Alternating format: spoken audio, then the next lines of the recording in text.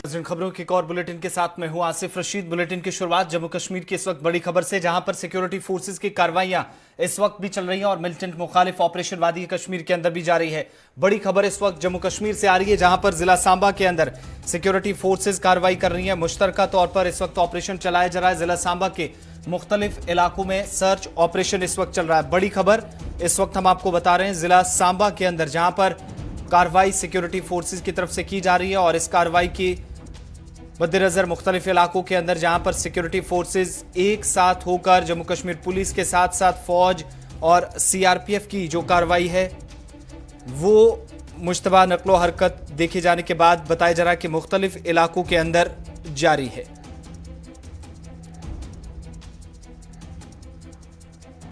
बड़ी खबर इस वक्त जिला सांबा से आ रही है। फौज और पुलिस की मुश्तरका कार्रवाई चल रही है और सांबा के मुख्तलिफ इलाकों में नड, विजयपुर, सांबा और सरहद के करीब बैनुल-अक़वामी सरहद भी है, यहां पर ऑपरेशन चल रहा है।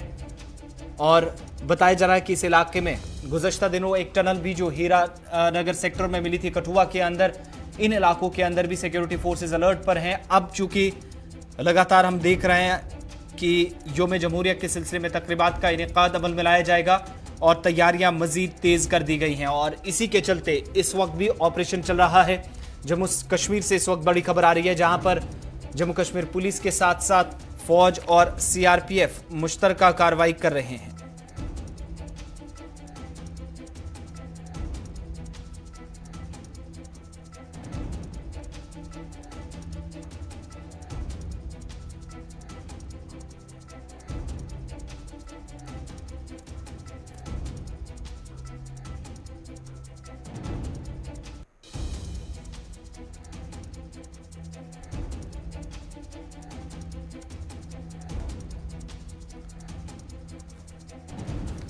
जम्मू कश्मीर पुलिस के स्पेशल ऑपरेशन ग्रुप की मदद से इस वक्त सेंट्रल रिजर्व पुलिस फोर्सेज और फौज की राष्ट्रीय राइफल जम्मू श्रीनगर कौमी शाहरा के साथ लगने वाले हिस्सों से लेकर जिला सांबा तक अलर्ट पर नजर आ रही है और इन तमाम इलाकों के अंदर इस वक्त भी कार्रवाई चल रही है। मुख्तलिफ ऐसे इलाके हैं जहां पर सर्च ऑपरेशन सिक्योरिटी फोर्सेज का इस वक्त जारी है। और आपको बताते चलें कि 2 लोगों की गिरफ्तारी भी हुई गुज़श्ता दिन और माना जा रहा है कि मजीद गिरफ्तारियां शायद इस में सिक्योरिटी फोर्सेस कार्रवाई कर सकती हैं। अभी तक जो तफसीलात मौसूल हो रही हैं कि सरहद पार से ड्रोन के जरिए हथियार लाने की कोशिश या मुख्तलिफ अजला में जो तकरीबात का इनेकाद अमल में लाया जाएगा, रखना डालने की कोशिश जो की जा रही है, उन तमाम चीज़ों को मद्देनजर रखते हुए वादी कश्मीर से जम्मू सूबे तक आप देख रहे हैं कि इस वक्त भी सिक्योरिटी सख्त कर दी गई है। तमाम इलाकों के अंदर जिन जिन एरियाज में सबसे बड़ी तकरीबात होंगी वहां पर सिक्योरिटी फोर्सेस की करीबी इस वक्त नजर है। और आपको बताते चले अभी तक जो इतलात मौसूल हो रही हैं मुख्तलिफ इलाकों के अंदर, जहां पर पुलिस के साथ साथ फौज की कार्रवाई भी शुरू है और इस ऑपरेशन के दौरान हालांकि किसी की गिरफ्तारी अमल में नहीं लाई गई है, लेकिन मुसद्दिका इतलात और जो नकलो हरकतें इन इलाकों के अंदर बड़ी है। लाइन ऑफ कंट्रोल के इलाके भी हैं और साथ ही बैनुल-अक़वामी सरहद भी, इंटरनेशनल बॉर्डर भी है। इन तमाम सरहद से मुतसिल इलाकों में सिक्योरिटी फोर्सेज की हमेशा नजर रहती हैं और ऐसे में मजीद कार्रवाइयां तेज कर दी गई हैं जब यौम जमहूरिया की तकरीबात का इनेकाद अमल में लाया जाएगा। जिला सांबा के मुख्तलिफ इलाके कठुआ तक इस वक्त सिक्योरिटी अलर्ट पर, लेकिन इंटरनेशनल बॉर्डर के जो इस वक्त करीबी इलाके हैं वहां पर नजर ज्यादा करीब से रखी जा रही है और सिक्योरिटी फोर्सेज इस एरिया में भी अभी तक जो तफसीलात मौसूल हो रही हैं कि मुश्तरका कार्रवाई चल रही है, जहां पर सर्च ऑपरेशन अब भी सिक्योरिटी फोर्सेज चला रही हैं।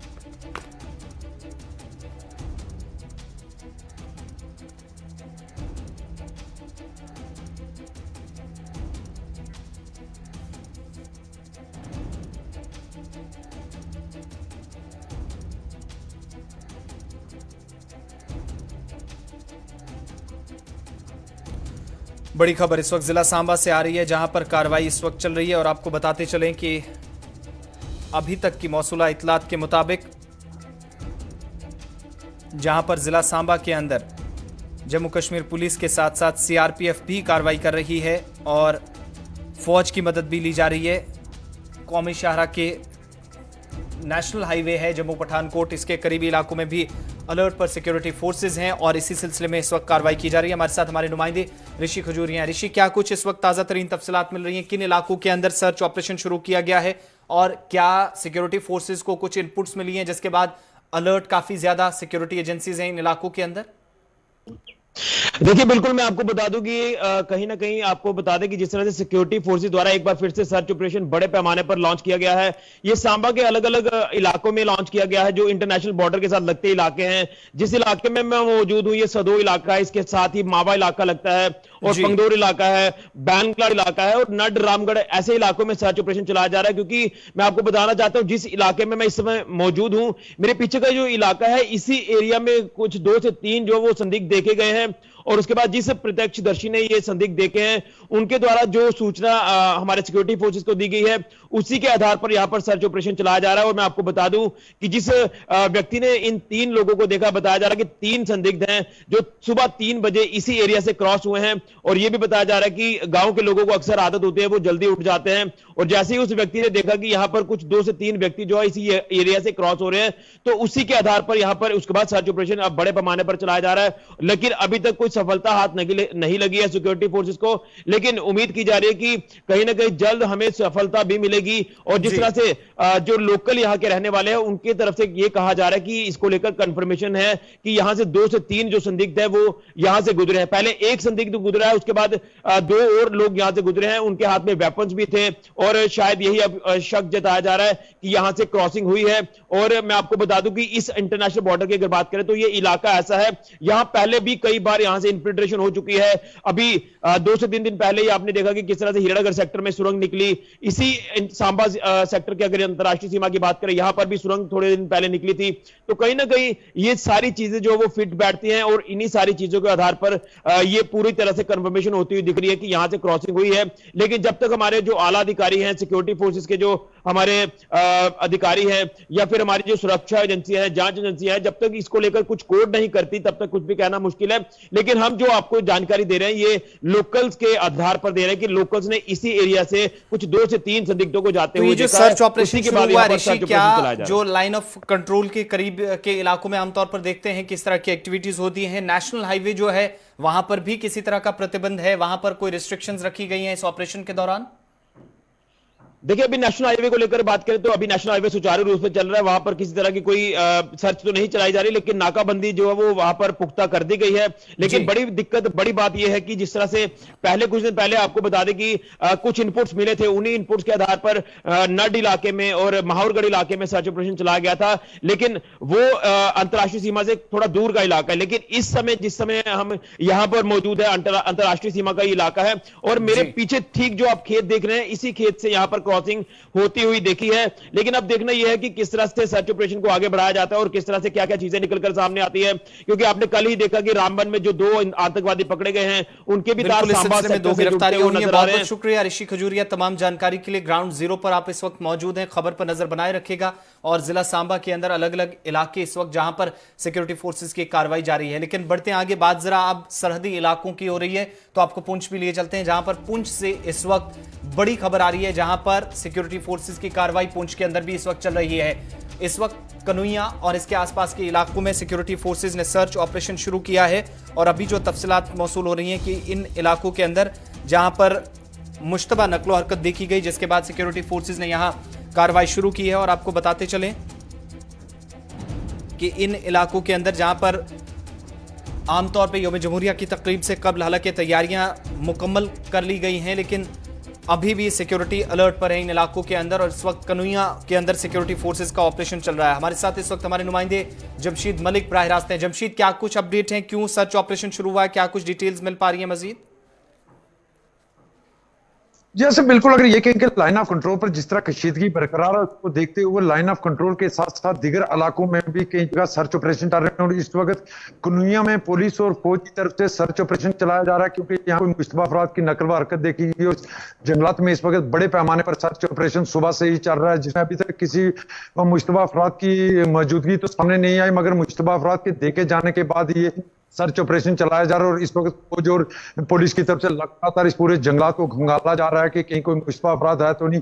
हालांकि मकामी लोगों की तरफ से इत्तला मिलने के बाद ये सर्च ऑपरेशन चलाया गया। जी आसिफ, तो क्या किसी की गिरफ्तारी अमल में लाई गई गुज़श्ता दिनों, या फिर ऑपरेशन को एक अंदाजे के मुताबिक जिस तरीके से नकलो हरकत देखी जा रही है, यौम जमहूरिया के सिलसिले में भी तकरीबात इनेकाद हो रही हो, तो इसलिए इस ऑपरेशन को अंजाम दिया जा रहा है?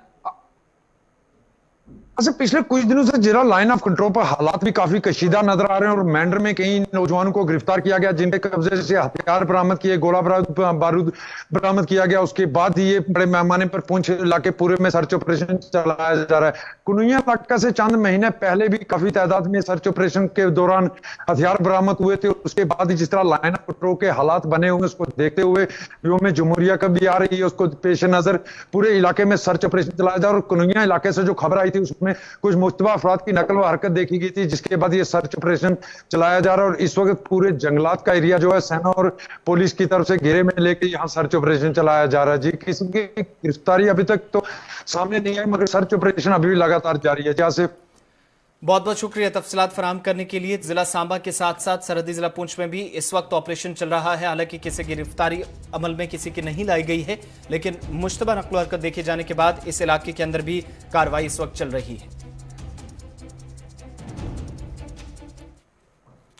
अरुणाचल प्रदेश में बीजेपी के रुकने ऐवान ने इस बात का एतराफ किया है कि चीन की जानिब से अरुणाचल प्रदेश के सरहदी इलाकों में न सिर्फ दाखिले के लिए लगातार कोशिशें की गई, बल्कि फौजी ढांचा भी तैयार किया गया है, जिस पर हुकूमत ने सख्त नोटिस लेने की इस वक्त जरूरत है, जो खुद रुकने ऐवान कहते हैं। और हिजब इख्तिलाफ भी लगातार पलटवार सरकार पर कर रहा है।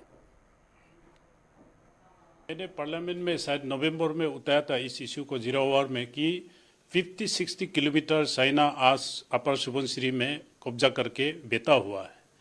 पेट्रोलिंग नहीं है, दे है। इन लोगों ने सारा इंफ्रास्ट्रक्चर, सारा मिलिट्री बेस मैकमोहन लाइन के अंदर में इन लोगों ने कंस्ट्रक्ट करके रखा है। आज अपोजिशन मोदी जी को जो प्रश्न कर रहे हैं, इन लोगों को मैं ये बताना चाहूँगा, ये एक दिन का कंस्ट्रक्शन नहीं है और ये एक साल का कंस्ट्रक्शन नहीं है। 1962 लड़ाई के बाद चाइना ने वापस गए। उसके बाद हमारा लास्ट आउटपोस्ट था लोंगजू, जो मैकमोहन लाइन में है। लोंगजू के नीचे में बिसा है, केम है, बिसा के नीचे में माजा है। सारा जगह अभी सड़कें सोते थे चाइना का, तो इन्होंने अभी 2 लेन बनाया। ये सब मोदी सरकार में नहीं बनाया, ये कांग्रेस सरकार में ही बनाया।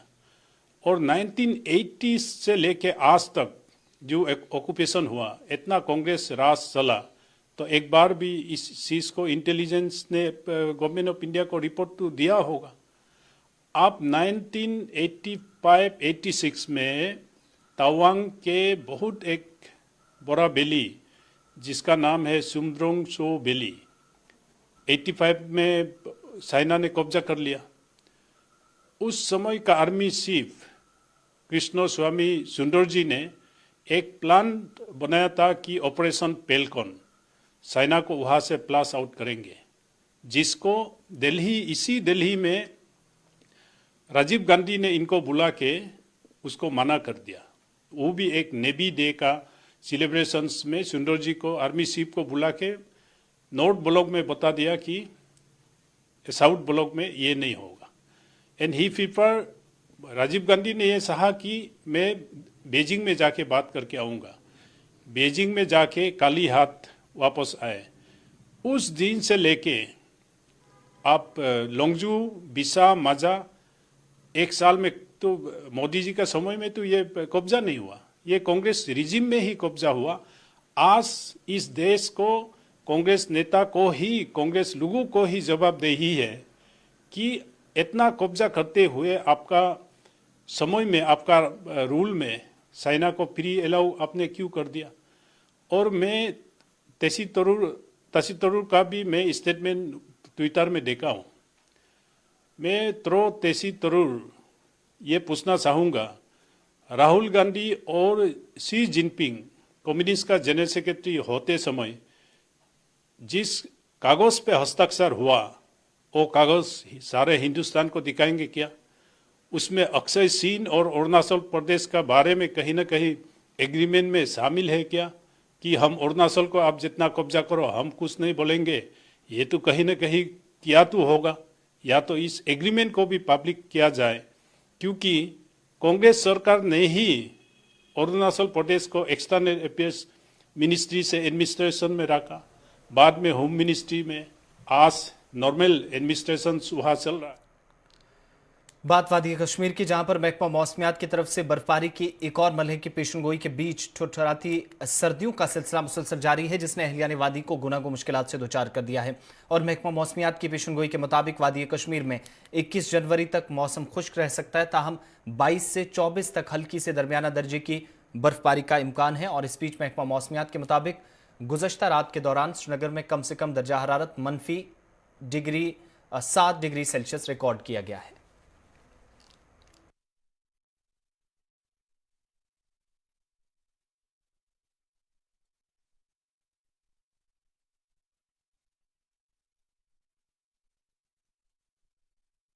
इस वक्त भी जारी है वादी कश्मीर की। इस वक्त आप थोड़ी देर पहले की तस्वीरें देख रहे हैं, हल्की धूप जरूर खिली है, दर्जा हरारत दिन का जो है उसमें थोड़ी कमी जरूर देखी जा रही है, लेकिन सूरत हाल जूं की तूं और मामूल के मुताबिक जो कामकाज हो रहा था वो मुतासिर हुआ है। और इस बीच आपको ये भी बताते चलें कि आज जो बीती शब का दर्जा हरारत है वो भी मनफी में एक बार फिर रिकॉर्ड किया गया है। श्रीनगर के अंदर 7 डिग्री सेल्सियस रिकॉर्ड किया गया है और मनफी जनूबी अजला कुलगाम, पुलवामा, अनंतनाग और शोपियां के अंदर भी सूरत हाल इसी तरह की, जहां पर मनफी 10 डिग्री सेल्सियस रिकॉर्ड लगातार पिछले 4 से 5 दिनों के दौरान जा रहा और 7वां रोज है, यानी एक हफ्ता बीत चुका है चिल्ला कलान के आखिरी दिन, जहां लोगों को सख्त परेशान कर रहे हैं। और इस बीच ठंड के बीच लोगों को पीने के साफ पानी और बिजली की नाकस सप्लाई भी उनके लिए मुश्किलात का सबब बन रही है।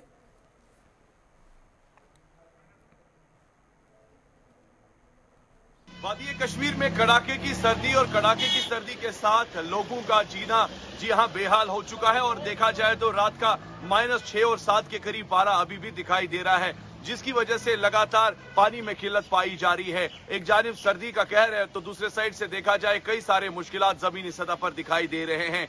बिजली की कटौती को लेकर बात करें तो हाल बेहाल हो चुका है, क्योंकि सुबह सुबह गर्म पानी और हीटर की भी जरूरत पड़ती है, जबकि बिजली है नहीं। एक साइड से अगर देखा जाए मौसम में गिरावट और साथ ही साथ मौसमी महकमियात का भी ये मानना कि आने वाले 24 घंटों में यानी 22 तारीख से लेकर 24 के बीच एक WD हिट होगा, जिसमें मैदानी इलाकों के साथ साथ बालाई इलाकों में बर्फबारी और बारिशें हो सकती है, जिसके साथ साथ इस कोहरे और इस ठंड की कड़ाके की सर्दी से राहत मिल सकती है। गुलिस्तान न्यूज के लिए Syed Irfan Fazil with video journalist Abid Qadir.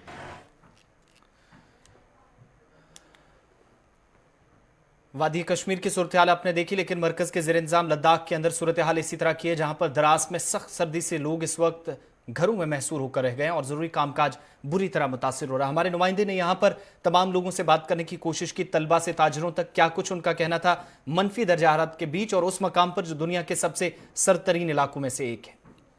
अगर द्रास की बात की जाए तो द्रास पूरी दुनिया के अंदर दूसरा सरतरीन इलाका माना जाता है। अगर बात करेंगे टेम्परेचर की तो -20 से नीचे टेम्परेचर जो है वो रिकॉर्ड किया जा रहा है, जिसके चलते लोगों को काफ़ी दुश्वारियों का सामना करना पड़ रहा है और काफ़ी सर्दी की वजह से लोग जो है मुश्किलें और परेशानियों में नज़र आ रहे हैं। फिलहाल ये भी बात करेंगे कि लोग जो है सुबह के टाइम, खासकर मॉर्निंग की अगर बात करेंगे तो मॉर्निंग के टाइम में और इवनिंग के टाइम में ज़्यादातर जो दुकानदार हैं उन्हें काफ़ी मुश्किलें होती है और दूसरी साइड से जो स्टूडेंट्स हैं इंस्टीट्यूट्स में पढ़ने आते हैं मॉर्निंग टाइम में, तो उन्हें भी काफ़ी दिक्कतें और परेशानियों का सामना करना पड़ता है। जिस तरह से -28 के 8 पे जो है टेम्परेचर की गिरावट देखने को मिल रही है। फिलहाल कुछ स्टूडेंट्स भी हमारे साथ जुड़े हुए हैं, कोशिश करेंगे कि इन स्टूडेंट्स को किस तरह की दिक्कतें आ रही है और सर्दी के चलते क्या कुछ फेस करना पड़ता है। सर्दी बहुत ज़्यादा है सर, हमें बहुत ठंड लगता है, बहुत ही दिक्कत होता है सुबह घर से यहाँ आने को, बहुत सर्दी, बहुत सारे परेशानी होती है सर। सुबह एक तो ठंड से घर आना, दूसरा वहाँ रास्ते में भी बहुत सारे ठंड में हम स्कूल आना पड़ता है। तरह की हीटिंग फैसिलिटीज़ प्रोवाइड किया जा रहा है स्कूलों के अंदर। स्कूल के अंदर बहुत अच्छा हीटिंग फैसिलिटीज़ है सर, बहुत अच्छा होता है स्कूल में, उससे थोड़ा राहत मिल जाता है।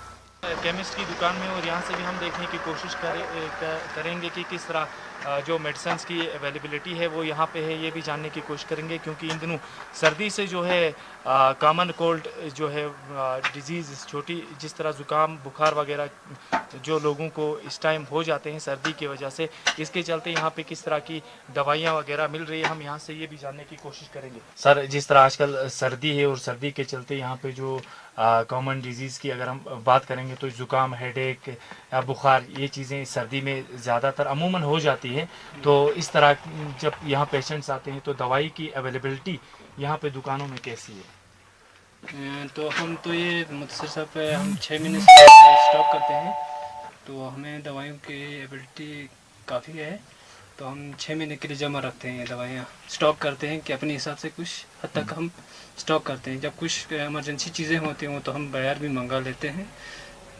तो काफ़ी सर्दी है, सर्दी की वजह से पेशेंटों को काफ़ी दिक्कत भी आती है। तो रात को भी पेशेंट आते हैं तो हम अपने घर से उठ के आके दवाइयाँ दे देते हैं। आपको मार्केट का नज़ारा दिखाने की कोशिश करेंगे। यहाँ से ये जो द्रास मार्केट है फिलहाल 2 से 3 बजे तक यहाँ पे काफ़ी लोगों की रश काफ़ी रहती है, लेकिन 2 से 3 बजे के बाद द्रास मार्केट में लोग जो है कम ही नज़र आते हैं। कारण सिर्फ यही है कि इस वक्त पिछले कई दिनों से -20 नीचे -20 से नीचे टेम्परेचर के गिरने की वजह से यहाँ पे लोग जो है बहुत जल्दी अपने घर रवाना हो जाते हैं, क्योंकि सर्दी का कहर बहुत ज़्यादा तेजी से बढ़ रहा है। और भी कुछ जानने की कोशिश करेंगे। यहाँ पे जब शाम का वक्त हो जाता है तो -28 में गिरावट, यहाँ टेम्परेचर बहुत ज़्यादा डाउन हो जाता है और लोग हर तरह की कोशिशें करते हैं अपने आप को गर्मी की एहसास दिलाने के लिए। यहाँ पे आग वगैरह जलाकर जो दुकानदार शाम तक यहाँ पे रहते हैं अपने बिजनेस के सिलसिले में, वो पूरी तरह कोशिश करते हैं कि कहीं से जो यहाँ पे सामान वगैरह जो वेस्टेज वगैरह वेस्ट पार्टिकल्स हैं इन्हीं से यहाँ पे आग लगा के। दूसरी तरफ इतनी ज़्यादा हो रही है कि गाड़ियों को जगह जगह धक्के मार के लोग जो है परेशानी और दिक्कतों से जुलझ रहे हैं। हमारे साथ जुड़े हुए हैं यहाँ सब्जी के मालिक, जिससे जानने की कोशिश करेंगे कि ये सुबह कितने बजे आते हैं और इस कड़ी ठंड में इनको जो सर्दी का सामना करना पड़ता है, किस तरह के चैलेंज रहते हैं, ये हम फिलहाल इनसे जानने की कोशिश करेंगे। जनाब, हम आपसे ये सुबह के वक्त जब आप आते हो तो मॉर्निंग में जो टेम्परेचर रहता है, जो ठंड होती है, वो कितनी ज़्यादा होती है और आपको किस तरह की प्रॉब्लम? बहुत जमता है यहाँ, सर्दी से हाथ कांपता है, काम नहीं कर सकते, ताला नहीं खोल सकते है, बड़ी मुश्किल होता है यहाँ पर। सब्जी जमा हुआ है, टमाटर जमा है, मुर्गा जमा हुआ है, पूरा यहाँ जम जाता है। तो ओवरऑल बहुत सारी प्रॉब्लम। सर्दी जो है आजकल ज्यादा बढ़ रही है, सर्दी में कुछ गिरावट देखने को मिल रही है? सर्दी ज्यादा बढ़ रहा है, गिरावट नहीं हो रहा है, ज्यादा से ज्यादा बढ़ रहा है। टमाटर जमाई भी और टमाटर भी देखो इस तरह से जमता है, पत्थर की तरह बनता है, प्याज भी पत्थर की तरह बनता है। कि किस तरह सर्दी ने जो है सारी चीज़ों का यहाँ पे बहुत सारी चीज़ें जो दुकानदारों ने यहाँ पे रखा हुआ है, ये सारी चीज़ें वो जाम हो चुकी है। अगर हम बात करेंगे यहाँ इस दुकान में जाकर देखने की कोशिश करेंगे, ये टमाटर है जिसे अगर हम छू कर देख लें तो ऐसा एहसास होता है कि हम किसी पत्थर को अपने हाथ में उठाए हुए हैं। साथ साथ में अगर हम बात करेंगे यहाँ पे प्याज की, तो प्याज भी बिल्कुल जम चुका है यहाँ। और साथ साथ में ये भी देखने की कोशिश करेंगे जिस तरह यहाँ पे चिकन वगैरह की अगर हम बात करेंगे तो चिकन भी एकदम से पूरा फ्रीज हो चुका है। ठंड इतनी ज़्यादा बढ़ गई है, अगर हम दुकानों में जाके या सब्जी की दुकानों में या किराना दुकानों में अगर जाके देखते हैं तो जितनी भी चीज़ें हैं, चाहे वो लिक्विड फॉर्म की चीज़ें भी अब सॉलिड फॉर्म में तब्दील हो चुकी है। -28 का टेम्परेचर। इधर किसान तहरीक का आज 55वां दिन है, जहां किसान आज महिला किसान दिवस के तौर पर इस दिन को मना रहे हैं और गाजीपुर बॉर्डर से लेकर दिल्ली के सिंघू बॉर्डर तक किसानों की कसीर तादाद बशमूल खवातीन एहतजाज में शामिल है, जहां ज़रूरी इस्लाहात को मनसूख करने का मरकजी सरकार से मुतालबा किया जा रहा है और आज के दिन एहतजाज में शिद्दत लाई जा रही है।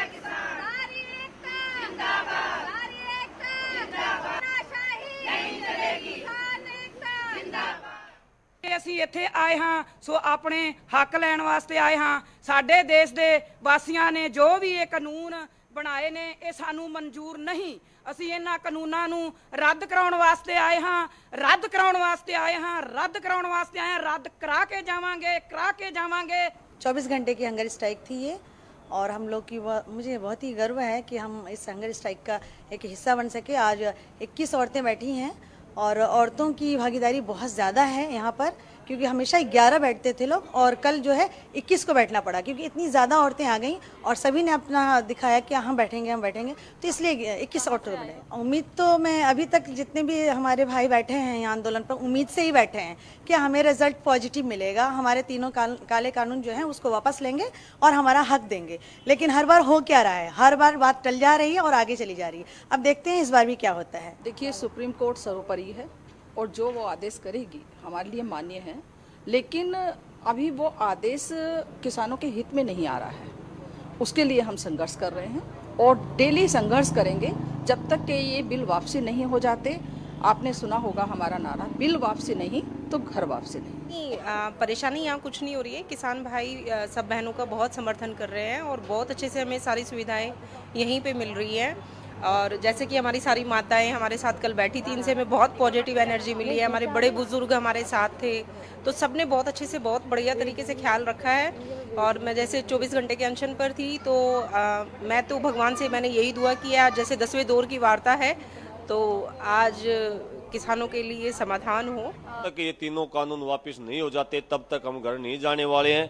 चाहे कितना ही भी कुछ भी हो, कितना ही मौसम खराब हो, कितना ही सरकार कुछ भी कोशिश करे, लेकिन हमारा मुख्य मकसद ये है कि हम तीनों कानून को वापस करा के ही घर जाने वाले हैं। ਉਹਨਾਂ ਚਿਰ ਅਸੀਂ ਆਪਦੇ ਘਰ ਨਹੀਂ ਵਾਪਸ ਜਾਵਾਂਗੇ ਜਿੰਨੀ ਮਰਜ਼ੀ ਠੰਡ ਪਵੇ, ਜਿੰਨਾ ਮਰਜ਼ੀ ਕੋਰਾ ਪਵੇ, ਜਿੰਨਾ ਚਿਰ ਮੋਦੀ ਇਹ ਤਿੰਨੇ ਕਾਲੇ ਕਾਨੂੰਨ ਵਾਪਸ ਨਹੀਂ ਲੈਂਦਾ। ਚਾਹੇ ਬੱਚੇ ਵੀ ਸਾਡੇ ਨਾਲ ਨੇ, ਸਾਨੂੰ ਇਸ ਗੱਲ ਦੀ ਵੀ ਕੋਈ ਪਰਵਾਹ ਨਹੀਂ ਹੈਗੀ। ਠੰਡ ਦੇ ਵਿੱਚ ਨਾਲ ਲਈ ਫਿਰਦੇ ਆ, 2 ਬੱਚੇ ਨੇ ਮੇਰੇ। खबरों के इस बुलेटिन में फिलहाल इतना ही। गुलिस्तान न्यूज पर खबरों का सिलसिला जारी है।